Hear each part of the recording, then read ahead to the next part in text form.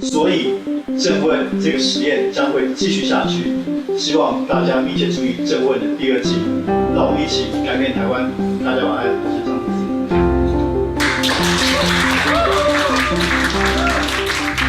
我觉得政论节目在台湾已经行之有年了，真正在议题上的讨论反而很少，都是聚焦在立场上的讨论，所以我觉得这对我们下一代年轻人是很不利的啦。因为我相信，每个人每个公民都可以做一点事情，来帮助这个世界或者是社会可以更好一点。这件事，与其我们去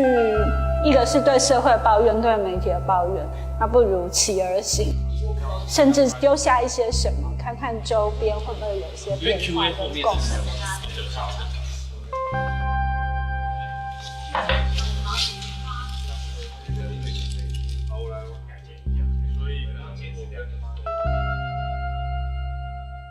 我觉得它有点像孙悟空的故事，就是说孙悟空从石头里面蹦出来，然后你会觉得靠搞屁啊，是神话嘛。但是其实政问这一个东西，我的感觉就真的有点像孙悟空从石头里面蹦出来，就是 come from nowhere。但是难得就遇到个机会，可以集合14个单位相关专业的人，做一些更有影响力的事情，所以我们就直接就好的，我们就加入这样子。一个真的比较靠近中立的立场的一群人，然后想要去做一个不讲政治只讲政策的节目，大家都不隶属于任何一个单位，可是他觉得他是一个理想中的合作形态，理想中的团队，然后理想中的观众，理想中的平台，然后结果他竟然就横空出世了这样。可能没有人意识到说那一个节目在做出来的第1集的时候，其实现场可能是有超过30个人在那边。觉得就大家愿意投入这个计划，其实都有一股热血，就说大家真的为了一件很棒的事情在奉献跟合作。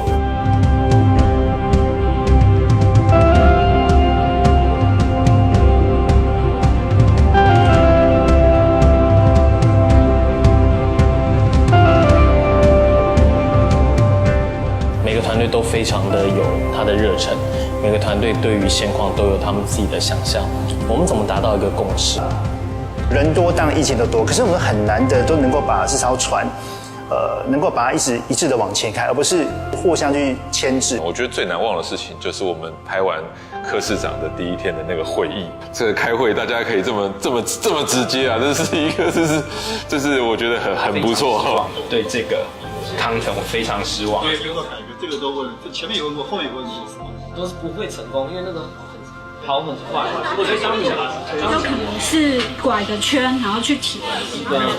对啊，要回答这个为什么我们要回答这个？因为是明确的，所以我觉得一样。怎么帮你准备？我觉得最难忘的是这个团队学习的速度。其实我们可以发现，政问是一集一集以非常快的速度在变好。最后1集在录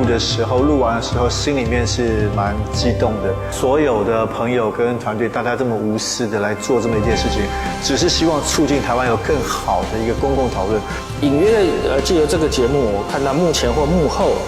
看到一个进化的力量。他没有办法那么多用 data 来分析的后头，那一些东西是让我感到温暖的，所以我觉得其实谢谢大家疗愈。我觉得能够在这样的团队里面工作，我觉得非常的幸福。假设台湾这边是更好，这边是更不好，我们如果可以让台湾往更好的方向能够动一点点，能够有一点点力量，那我觉得这样就已经很了不起。